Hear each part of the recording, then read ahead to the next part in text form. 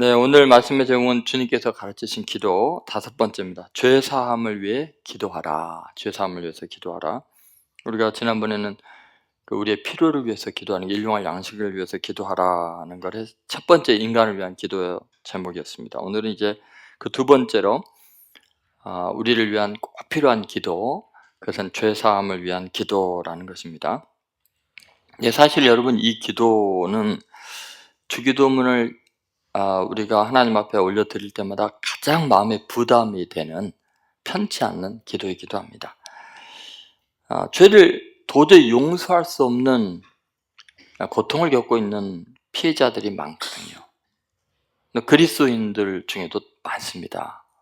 어쩌면 누구나 다 그런 억울한 일을 당하고 피해를 당해서 지금 너무너무 그 미움과 또 그 당한 상처로 인해서 견딜 수 없는 상황이 있는데, 주일에 오면 꼭 주기도문을 외우라 그래가지고 우리가 우리에게 죄 지은 자를 사하여 준 것 같이 우리의 죄를 사하여 주옵시고, 이것처럼 그렇지 않아도 피해를 당한 사람들에게 또 다른 폭력이 어디 있나. 아니, 이 종교적인 의무로 피해 당한 사람에게 용서하라고 강요하는 거, 이것은 정말 너무 비인간적이지 않나. 상처받은 사람들이 그렇지 않아도 힘들어 죽겠는데, 하나님께 예배하고 은혜 받으러 왔는데 이런 기도를 해야 되고 또 죄를 용서해야 되고 그리스도는 무조건 더 용서해야 된다고 할 때 그게 쉽게 받아들여지겠는가. 그렇지 않아도 상처받은 사람에게 또 다른 율법주의적인 강요, 무서운 강요가 되잖아요. 죄 지은 우리가 우리에게 죄 지은 자를 사해 준 거예요. 우리의 죄를 사해달라. 굉장히 부담되는 이야기거든요. 자, 그런데 주님은 왜 우리에게 이렇게 어떻게 보면 영적인 폭력같이 느껴질 정도로 힘들게 용서할 수 없는 우리에게 용서하라고 자꾸 강요를 하시는 걸까? 그거에 대해서 오늘 말씀을 같이 나누려고 합니다. 첫 번째는 이런 거죠. 인간에 대한 이해가 주님과 우리가 다르기 때문에 그래요. 왜 우리가 용서가 그렇게 힘드냐면, 인간이라는 존재가 어떤 존재인가에 대해서 완전히 우리가 착각을 하고 있는 거예요. 그러니까 우리는 모두 용서가 필요한 존재들이에요. 예외가 없어요. 여러분, 나만 용서받을 필요가 있는 게 아니라 다른 사람도 다 죄인이에요. 나도 죄인이고요. 용서가 안 되는 이유는 내 자신을 포함해서 인간에 대한 인식의 오류가 있는 거예요. 인간을 대단한 존재로 생각한 거죠. 인간이 완벽할 수 있다고 생각한 거죠. 그런데 여러분이 살면서 이제 경험하겠지만 점점 깨달은 게 뭐냐면, 생각보다 인간이 악하구나. 더 점점 깨닫는 게 뭐냐면, 생각보다 내가 큰 죄인이구나. 그걸 깨닫게 되죠.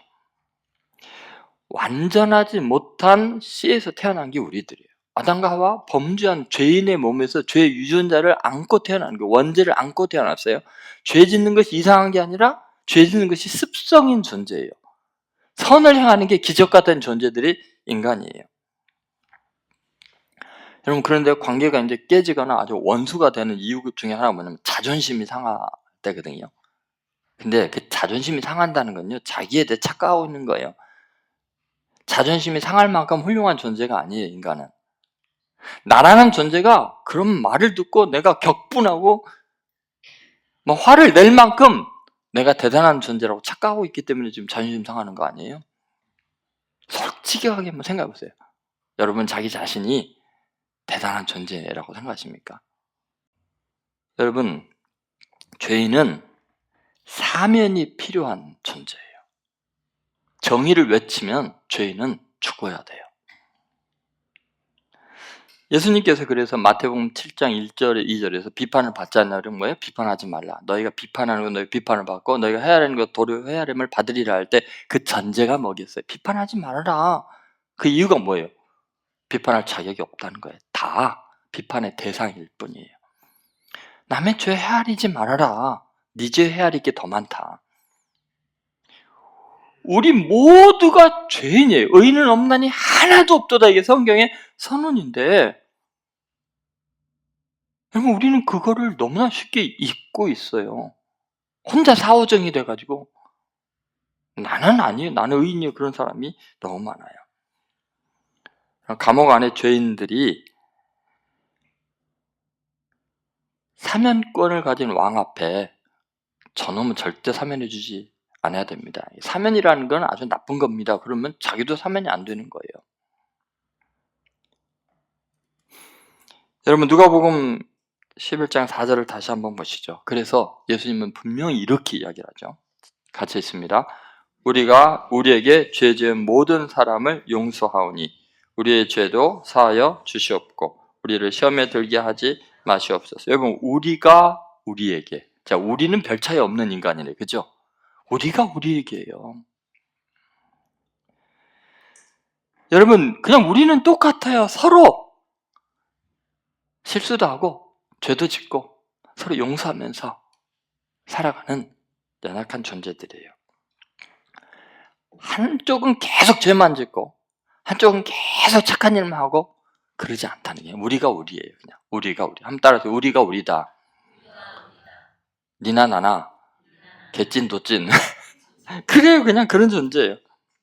여러분 이 말씀에 나도 너도 인간은 죄의 굴레를 벗어날 수가 없는 죄인이라는 전제가 끊임없이 반복이 되고 있습니다. 주님의 기도 속에는요 의인을 용납하지 않습니다.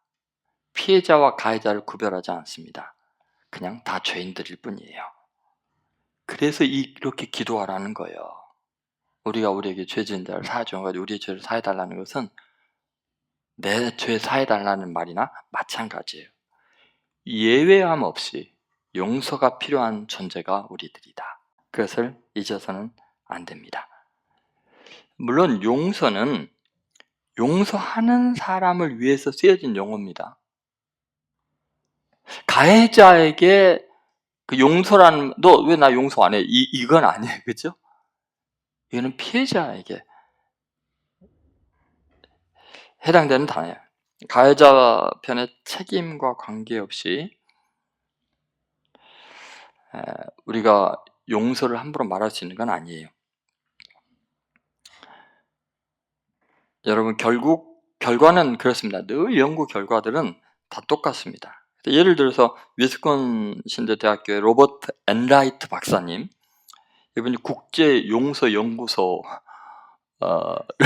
별 연구소 다 했죠. 근데 사실 이게 굉장히 중요한 거죠. 지금 인류 가운데 있는 용서가 없이는 이게 관계가 불가능한 세상이잖아요.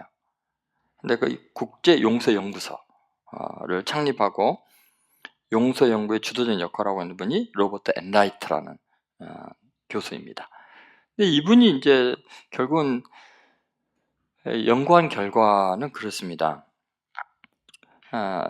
만약 신경질적이고 노여움으로 사람을 이제 용서하지 않는 경우에 굉장히 큰 피해를 보는 건 본인 자신이라는 거예요. 그 연구 결과는 늘 그래요. 용서를 하는 사람들이 분노를 가지고 있는 사람들보다 더 행복하게 살았다. 근데 용서를 할 때 심장 혈관 및 신경계의 기능을 증진시켰다. 이제 실제로 임상 실험을 한 거예요. 심장이 그렇게 안 좋고 이런 사람들이 나중에 보니까 용서를 못 해가지고 또 신경이 막 고통을 겪고 이런 사람들이 용서를 하지 않아서. 근데 나중에 이제 진정으로 용서하는 마음이 생겼을 때 일어나는 현상이면 심장 기능이 정상이 되고 신경계가 다 치유가 되고 이런 일들이 실제로 이제 데이터로 나오는 거죠. 그래서 용서하는 사람들이 질병에서 훨씬 더 적게 고통을 받았다. 근데 용서가 적은 사람들은 훨씬 더 병적인 어떤 그 문제에 시달리고 있었다는 것을 이야기를 합니다. 스탠포드 대학교의 이제 프레드 루킨슨 박사라는 분은요, 용서 배우기라는 저서를 써서 용서는 배워야 된다. 근데 어떻게 배우냐?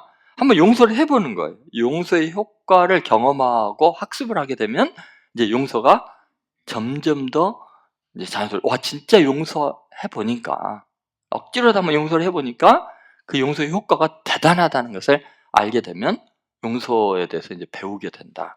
그런 이야기를 합니다. 뭐 이런 이야기는 뭐 자세히 제가 뭐 하면 끝이 없을 겁니다. 어쨌든 여러분, 우리는 꼭 기억해야 되는 게요, 우리는 불완전한 존재들이다. 나나 그나, 가해자나 피해자나 다 용서가 필요한 죄인들이다. 그래서 여러분, 용서하지 않는다는 것은 사회생활을 하지 않겠다는 거랑 마찬가지예요. 고립되겠다는 마찬가지죠. 오징어 게임 2에서 그런 게임이 있더라고요.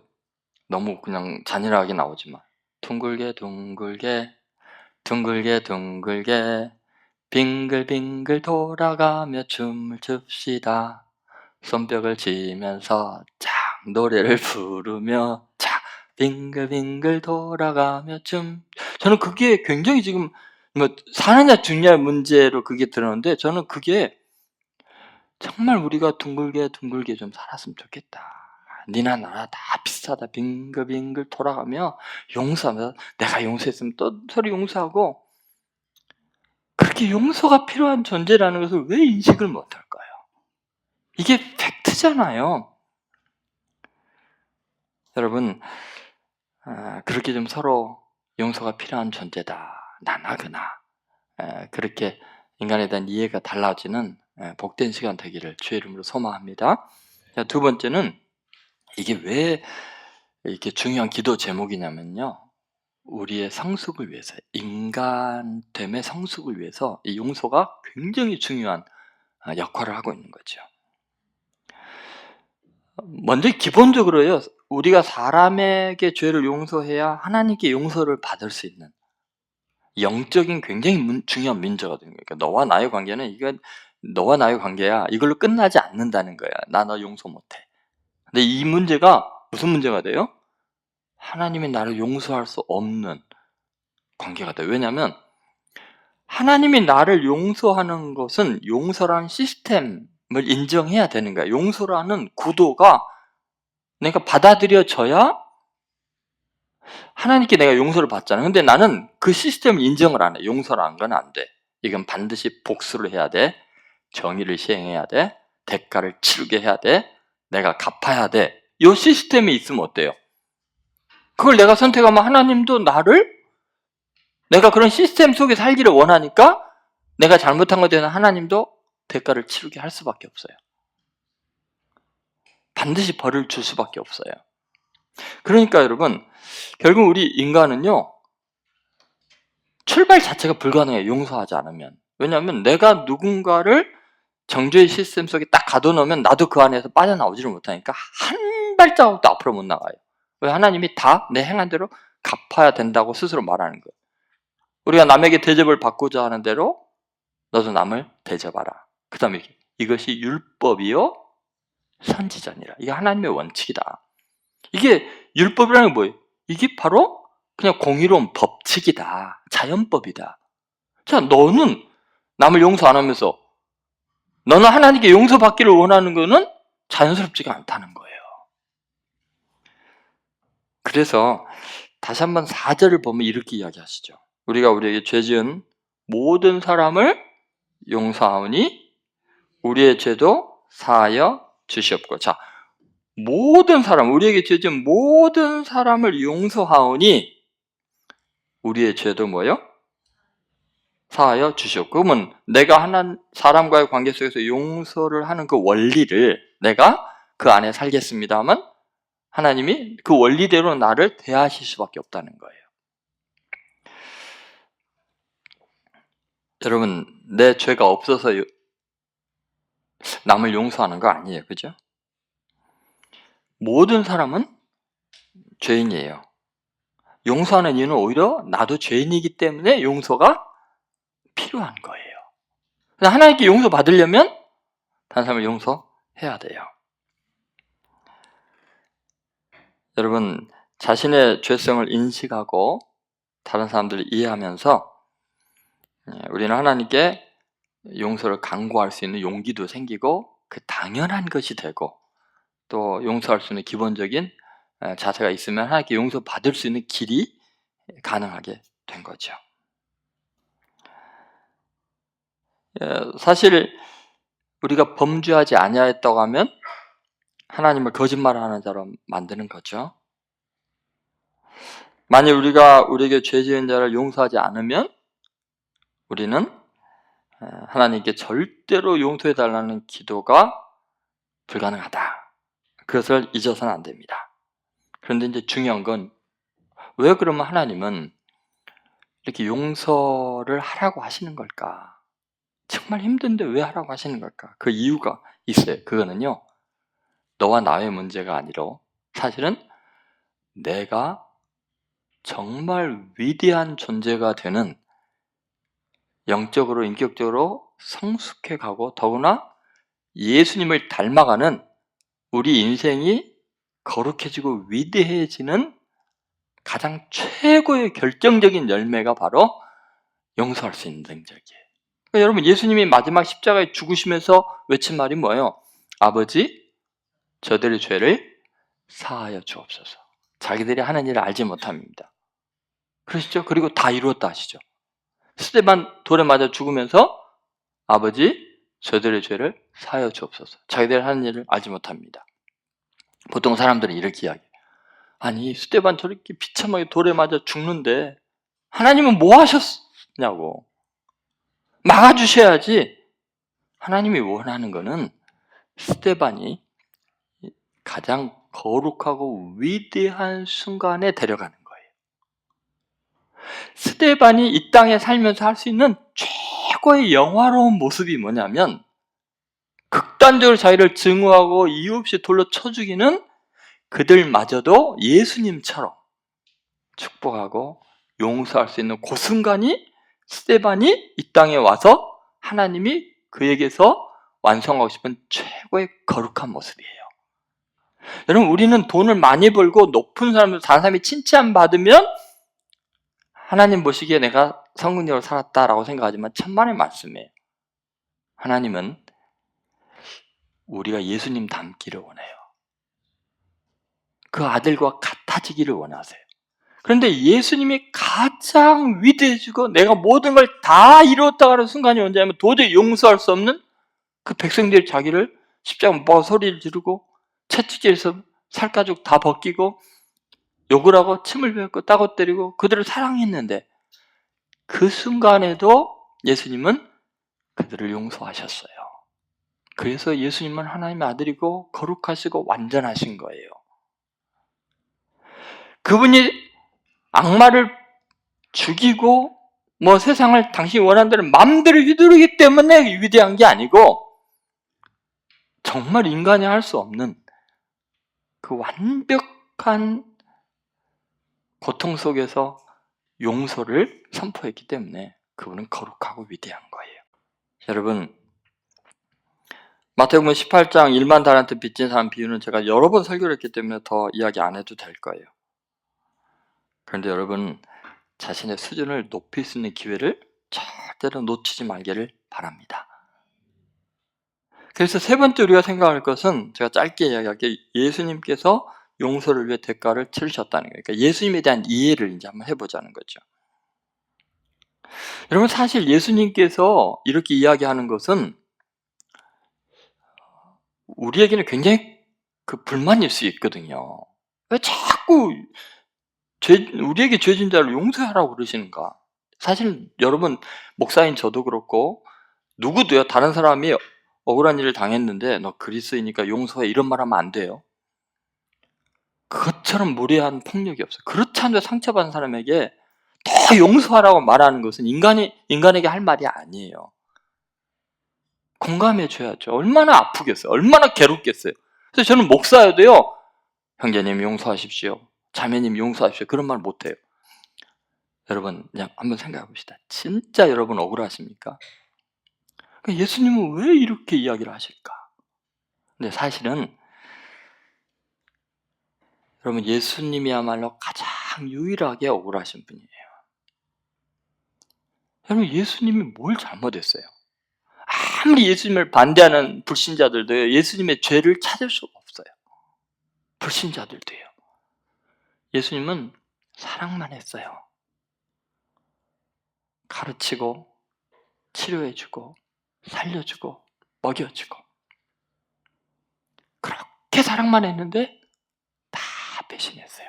제자들 부인하고 저주하고 떠났고 팔아넘기고 옷까지 벗으면서 도망가고 백성들 그렇게 사랑했는데 십자가 못 박고 다 소리치고 하나님을 위한다는 제사장, 바리새인들, 장로들, 서기관들 예수님을 체포해갖고 온갖 고문을 가한 다음에 이방인 자기들의 원수인 로마 군병에게 넘겼어요. 무지막지한 로마 군병들이요 한없이 잔인하게 그 포악함을 다 예수님께 쏟아부었어요. 온 몸이 다 너덜너덜해졌어요. 뼈가 다 드러나고 피투성이가 되었고요. 참혹했어요. 그분이 그렇게 하나도 죄가 없는 그분이 사랑만 했던 그분이요 우리에게 그런 거예요. 야, 너에게 죄 지은 사람 용서해라. 그러면 사실 예수님이 그 말씀을 하실 때는요 우리가 아멘 해야 돼요. 다른 사람들이야 그러더라도 예수님 얼마나 억울하시겠어요. 창조해놓은 피조물들이 사랑했던 그들이 그럴 때 그런데도 용서하시는데 우리는 가끔가다 나쁜 짓도 했잖아요. 나한테 가해했던 그 사람보다 나쁜 짓 더 많이 한 것도 있잖아요. 뭐가 우리가 억울해요? 예수님이 억울한 거에 비하면 우리 억울한 건 아무것도 아니잖아요. 뭐 억울해요? 그냥 이 죄 짓고 저런 데서 피해를 입은 거예요. 그럼 이 피해 입은 건 하나님께서 이 죄 지은 거 드러내지는 않고 다른 일로 피해 본 것처럼 해서 이 죄값을 치르게 하는 하나님의 자비가 있는 거 아니에요? 여러분이 한 항목에서 억울한 일을 겪었지만 사실은 다른 항목에서 너무 큰 죄를 지어서 부끄럽지 않게 하나님이 조용하게 피해자인 것처럼 벌을 내리시는 거 아닐까요? 그런데 억울하다 그러면 하나님이 그래? 억울하면 네 죄 다 드러내고 네 행한 대로 갚을 파면 어쩌려고 그래? 완전하신 예수님이 너무나 억울하신 예수님이 용서하라고 하면 아멘 해야 돼요. 여러분 베드로전서 3장 18절에 베드로가 이런 이야기를 합니다. 한번 같이 읽어보겠습니다. 그리스도께서도 단번에 죄를 위하여 죽으사 의인으로서 불의한 자를 대신하셨으니 이는 우리를 하나님 앞으로 인도하려 하십니다. 육체로는 죽임을 당하시고 영으로는 살리심을 받으셨으니 여러분 보세요. 의인으로서 불의한 자를 대신했어요.